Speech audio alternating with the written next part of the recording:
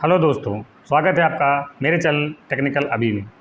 दोस्तों, आज के इस वीडियो में बात करूंगा मैं कि जो कैंडिडेट्स आईटीआई नहीं हैं, केवल अप्रेंटिसशिप हैं, या जो आईटीआई के साथ अप्रेंटिसशिप कर रखे हैं, उनको इस टेक्नीशियन भर्ती में क्या बेनिफिट मिलेगा, इस टॉपिक को लेकर मैं थोड़ा चर्चा करूँगा। दोस्तों, अगर आप फर्स्ट टाइम मेरे चैनल पर विजिट कर रहे हैं, चैनल को सब्सक्राइब जरूर कर लीजिए, वीडियो को शेयर कर दीजिए, सभी तक वीडियो पहुंचा दीजिए। चलिए दोस्तों, बात करते हैं। दोस्तों, मैं फर्स्ट बात करूंगा ऐसे कैंडिडेट जो लोग आईटीआई नहीं कर रखे हैं और वो लोग अप्रेंटिस कर रखे हैं। अप्रेंटिसशिप रेलवे से कर रखे हैं या किसी अदर जो कंपनी है वहाँ से कर रखे हैं, जैसे आपका भेल हो गया, गेल हो गया, ओएनजीसी हो गया, आपका कोल इंडिया लिमिटेड हो गया, या कहीं और से जो भारत सरकार द्वारा मान्यता प्राप्त है, वहाँ से अगर आपने अप्रेंटिसशिप कर रखा है तो भी आप टेक्नीशियन में फॉर्म अप्लाई कर सकते हैं। आप हाई स्कूल हैं और अप्रेंटिसशिप हैं तो आप फॉर्म अप्लाई कर सकते हैं। हाँ, कुछ कंपनियां ऐसी भी हैं जहाँ पर अप्रेंटिसशिप आपका वो कंपनियां करवाती हैं, लेकिन वो किसी भी गवर्नमेंट जॉब में वैलिड नहीं होती। जैसे बहुत सारी नोएडा और दिल्ली या गुड़गांव वगैरह बहुत सारी कंपनियां हैं दोस्तों, जहाँ से अप्रेंटिसशिप आपकी 6 मंथ की होती है, लेकिन ज़रूरी नहीं कि उनकी अप्रेंटिसशिप आपकी वैलिड मानी ही जाए। तो अगर आप में से बहुत सारे कैंडिडेट ऐसे हैं, कोई कैंडिडेट ऐसा है जो 10th पास है और उसके पास अप्रेंटिसशिप है, मतलब वो आईटीआई नहीं कर रखा है, अप्रेंटिसशिप किया हुआ है, वो भी जितनी भी आपकी टेक्नीशियन की वैकेंसी आई हुई हैं, अगर इससे संबंधित जो ट्रेड्स हैं उस ट्रेड से आपने अप्रेंटिसशिप कर रखा है तो आप बेशक ये टेक्नीशियन का फॉर्म अप्लाई कर सकते हैं। दोस्तों, दूसरी बात करेंगे, अगर आप लोगों में बहुत सारे कैंडिडेट ऐसे हैं जो आईटीआई हैं और अप्रेंटिसशिप होंगे। मैं पहले बात करूंगा आईटीआई के साथ रेलवे से अप्रेंटिसशिप कर रखे हैं तो उनको क्या बेनिफिट है। दोस्तों, ऐसे कैंडिडेट जो आईटीआई हैं और अप्रेंटिसशिप भी हैं, रेलवे से अप्रेंटिसशिप कर रखा है 6 मंथ का, तो उनके लिए सबसे गोल्डन चांस है या सबसे गोल्डन मौका है। अगर ऐसे कैंडिडेट्स का चयन हो जाता है, ऐसे कैंडिडेट्स का अगर सिलेक्शन हो जाता है तो उन लोगों को ट्रेनिंग नहीं करना पड़ेगा। यानी ऐसे कैंडिडेट जो रेलवे से अप्रेंटिसशिप 6 मंथ कंप्लीट किए हैं उनको ट्रेनिंग नहीं करना पड़ता रेलवे में। अगर आप केवल आईटीआई करके टेक्नीशियन बनते हैं तो आपको 6 मंथ की ट्रेनिंग करनी पड़ती है, चाहे आप आईटीआई किसी भी ट्रेड से हों, चाहे आपकी 1 ईयर की हो चाहे आपकी 2 ईयर्स की हो। जिस भी ट्रेड से आप आईटीआई करके टेक्नीशियन बनते हैं तो आपको 6 मंथ की ट्रेनिंग करना पड़ता है। अगर आईटीआई के साथ आपका अप्रेंटिसशिप है उसी ट्रेड संबंधित, तो आपको रेलवे में ज्वाइनिंग होते ही यानी पोस्टिंग होते ही आपको सारे अलाउंस मिलना स्टार्ट हो जाते हैं। यानी आपको 6 मंथ की ट्रेनिंग नहीं होती है, यानी आपकी परमानेंट पोस्टिंग होती है स्टार्टिंग से। जो केवल आईटीआई वाले हैं उनको 6 मंथ के बाद परमानेंट पोस्टिंग होती है। जो आईटीआई प्लस अप्रेंटिसशिप वाले हैं उनको पोस्टिंग यानी जो जैसे ज्वाइनिंग मिलती है उनका उसी दिन से सारे अलाउंस मिलना स्टार्ट हो जाते हैं। ये बेनिफिट है जो आईटीआई के साथ अप्रेंटिसशिप कर रखे हैं। तीसरी बात दोस्तों, ऐसे कैंडिडेट जो आईटीआई भी कर रखे हैं और अप्रेंटिसशिप भी कर रखे हैं, लेकिन जो उनकी अप्रेंटिसशिप है वो किसी यानी रेलवे से नहीं है, नॉन रेलवे से है।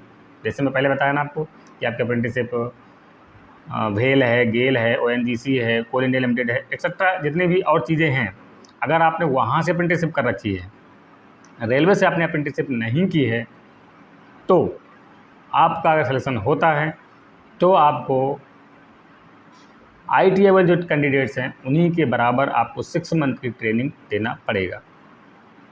ये जो कैंडिडेट्स रेलवे से अप्रेंटिसशिप कर रखे हैं उनके लिए सबसे बढ़िया मौका है।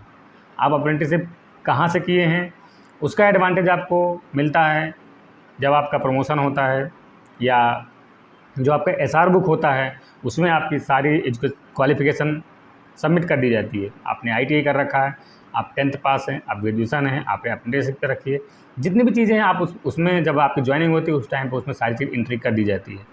जब आपका प्रमोशन आता है, जब आपके 2-3 साल सर्विस होने के बाद प्रमोशन आता है, उसमें आपकी उस एसआर बुक को देखा जाता है। अगर आपने अप्रेंटिसशिप कर रखी है, चाहे जहाँ से भी कर रखी हो, तो वो आपकी प्रमोशन में बेनिफिट मिलता है। अगर आपने रेलवे से कर रखा है तो आपकी ज्वाइनिंग से ही, यानी ट्रेनिंग आपको नहीं करना पड़ेगा, साथ ही साथ आपको प्रमोशन में भी आपको बेनिफिट मिलता है। ये चीज़ हो गई अप्रेंटिसशिप वाले कैंडिडेट्स। तो ऐसे कैंडिडेट जिन लोगों ने अप्रेंटिसशिप कर, अगर केवल अप्रेंटिसशिप कर रखा है, आपकी जो ट्रेड की अप्रेंटिसशिप है, जो आपने जिस ट्रेड से आपने अप्रेंटिसशिप कर रखा है, अगर उस ट्रेड की वैकेंसी टेक्नीशियन में है तो बेशक आप अपना फार्म भर सकते हैं, इसमें कोई दिक्कत नहीं है। अप्रेंटिसशिप आपने कहीं से भी किया हो, बस वो भारत सरकार के द्वारा वैलिड सर्टिफिकेट होना चाहिए, उससे आप ये टेक्नीशियन का फार्म अप्लाई कर सकते हैं। तो ऐसा अगर कोई कैंडिडेट्स हैं, जहाँ तक मेरी वीडियो जा रहा है, जो अप्रेंटिसशिप कर रखा है, केवल अप्रेंटिसशिप है, ITI नहीं है, उसकी ट्रेड की वैकेंसी है, तो आप वो टेक्नीशियन का फार्म ज़रूर अप्लाई करिए। अगर ITI के साथ आपका अप्रेंटिसशिप है, यानी अप्रेंटिसशिप आपने रेलवे से कर रखी है, तो आपको एक चीज़ ध्यान रखा है, ITI plus apprenticeship railway, ITI plus apprenticeship other company, यानी अदर जगह से आपने अप्रेंटिस कर रखा है। अगर आपके पास अप्रेंटिसशिप सर्टिफिकेट है, चाहे आप कोई भी वैकेंसी का फॉर्म अप्लाई कर रहे हैं, मैं यहाँ टेक्नीशियन की बात कर रहा हूँ, लेकिन मैं बता दूँ, आप टेक्नीशियन में फार्म भर रहे हैं, आप NTPC अंडर ग्रेजुएशन भर रहे हैं, आप NTPC ग्रेजुएशन भर रहे हैं, जो भी है, RPF SI भर रहे हैं, RPF कांस्टेबल भर रहे हैं, रेलवे के जो पैरामेडिकल की वहाँ भर रहे हैं, अगर आपने रेलवे की जो भी वैकेंसी आपके सामने बीच में चल रही है, अगर आपने फार्म पहले भरा है तो अप्रेंटिसशिप आपने लगाया है तो बहुत अच्छा किया है।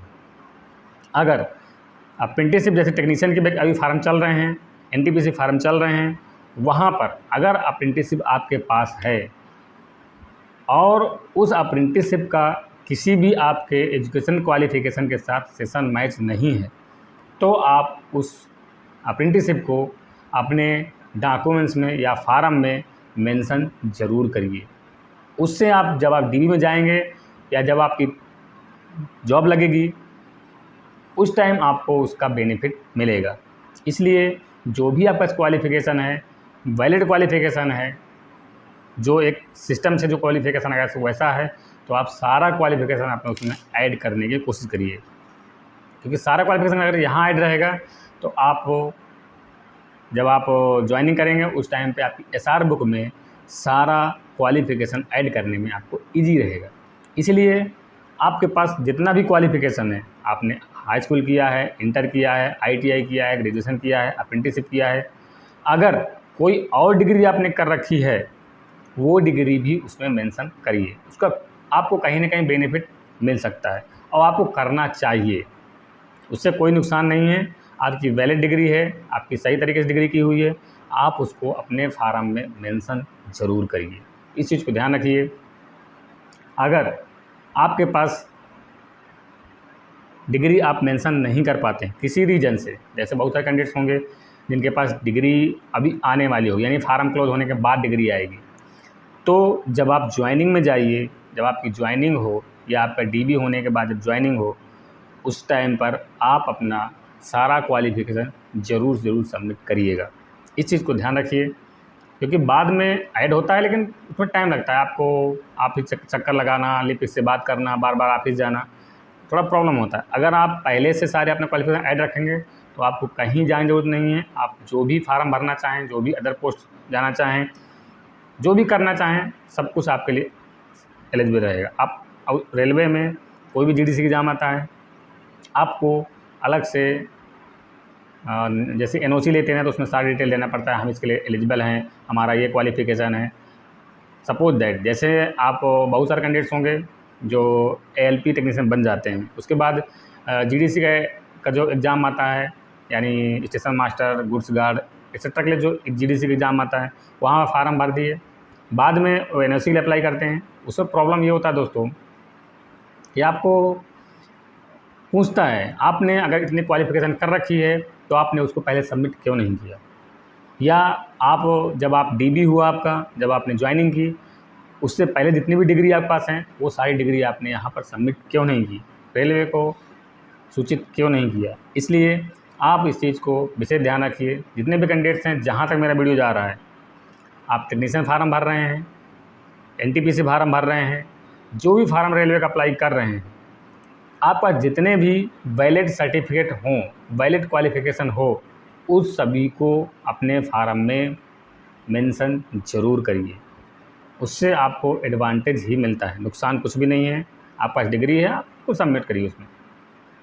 ख़ास करके मैं टेक्नीशियन की बात करूं, जितने भी ITI कैंडिडेट्स हैं, अगर किसी के पास अप्रेंटिसशिप है, चाहे आपने अप्रेंटिसशिप रेलवे से की हो या नॉन रेलवे से की हो, अपना अप्रेंटिसशिप सर्टिफिकेट ज़रूर से ज़रूर सबमिट करिएगा। अगर अप्रेंटिसशिप सबमिट करेंगे, रेलवे का है, तो आपको ज़्यादा बेनिफिट है, आपको डायरेक्ट पोस्टिंग मिलेगी, ट्रेनिंग कुछ भी नहीं है। अगर आपका नॉन रेलवे का है, तो आपको ज्वाइनिंग के बाद प्रमोशन के टाइम पर आपको उसका एडवांटेज मिल सकता है। दोस्तों, ये अप्रेंटिस से संबंधित कुछ जानकारी थी जो आपसे शेयर करना था, क्योंकि बहुत सारे बच्चे होते हैं, उन पर सर्टिफिकेट होता है, वो उनको जानकारी के अभाव में वो लोग उसको सबमिट नहीं करते हैं। बहुत सारे कैंडिडेट्स हैं ऐसे, मैंने देखता हूँ, मैं मेरे आसपास भी हैं, उनको लगता है कि हमको सिर्फ हाई स्कूल और ITI से ही तो पूछा गया है, जो वैकेंसी आई वो हाई स्कूल और ITI से आई, तो हम हाई स्कूल ITI लगाए, तो बाकी क्या जरूरत लगाने की। नहीं, आपके पास वैलिड सर्टिफिकेट जितने भी हैं, जितनी भी डिग्री आपके पास है वैलिड, आप उनको ज़रूर से ज़रूर अपने फार्म में मेंशन करिए, वो आपके लिए अच्छा ही रहेगा, उसमें कोई दिक्कत नहीं है। फिर से बता दूं, अप्रेंटिसशिप वाले कैंडिडेट्स ज़रूर से ज़रूर अपनी डिग्री अप्रेंटिसशिप की मेंशन करिए। अगर सेशन आपका सही है, कोई डिग्री मैच नहीं कर रही है, ये बार बार बता रहा हूँ, अगर आपकी डिग्री, कोई भी सर्टिफिकेट, कोई भी क्लास, चाहे अप्रेंटिसशिप हो, ITI हो, हाई स्कूल हो, इंटर हो, ग्रेजुएशन हो, कहीं पर भी कोई सेशन मैच है, तो आप उन दोनों डिग्रियों का इस्तेमाल बिल्कुल मत करिए, नहीं तो आपका फार्म रद्द हो सकता है, आप रेलवे की एग्ज़ाम से बाहर हो सकते हैं। दोस्तों, आशा करता हूँ आपको वीडियो पसंद आएगा। अगर आप में से जितने भी कैंडिडेट्स हैं, किसी को कोई प्रॉब्लम हो रही है जोन चूज करने में, पोस्ट प्रेफरेंस भरने में, अप्रेंटिसशिप से संबंधित कोई प्रॉब्लम है, कुछ भी आपको दिक्कत हो रही है, कोई प्रॉब्लम, आप मुझे कमेंट करिए, मैं कोशिश करूँगा आपको रिप्लाई करने के लिए। ज़रूरी हुआ तो उस टॉपिक से संबंधित वीडियो बना दूँगा। हाँ, बहुत सारे कैंडिडेट्स बोल रहे हैं, जो अभी टेक्नीशियन का फॉर्म भरा जा रहा है, उसमें पोस्ट कोड, दोस्तों मैं जितने भी जोन का पोस्ट प्रेफरेंस बताया हूँ, वो पोस्ट प्रेफरेंस आप एक कापी पर लिख लो, एक पेपर पर लिख लो, लिखने के बाद आप नोटिफिकेशन में जाओ, आप उस पोस्ट का पोस्ट कोड क्या है उसको आप वहाँ पर देख सकते हैं, उस पोस्ट की कैटेगरी क्या है उसको देख सकते हैं। उस देख करके आप अपने पहले रफली पेपर रेडी कर लो, उसके बाद फॉर्म अप्लाई करेंगे तो आपके ज़्यादा बेहतर रहेगा। दोस्तों, आशा करता हूँ आपको वीडियो पसंद आएगा। कोई क्वेरी है मुझे कमेंट करिए, और हाँ, मेरे चैनल को सब्सक्राइब करके ज़रूर जाइए, वीडियो को शेयर कर दीजिए। बहुत सारे कैंडिडेट्स हैं जो अप्रेंटिस वाले परेशान है, पूछ रहे हैं अप्रेंटिस का क्या बेनिफिट है, अप्रेंटिस से क्या हमको फ़ायदा मिलेगा, इसलिए ये वीडियो बनाना ज़रूरी था। दोस्तों, मेरे वीडियो को शेयर ज़रूर कर दीजिए और लाइक लीजिए। चलिए दोस्तों, बात करते हैं अगले वीडियो में अगले नए टॉपिक के साथ। तब तक के लिए जय हिंद।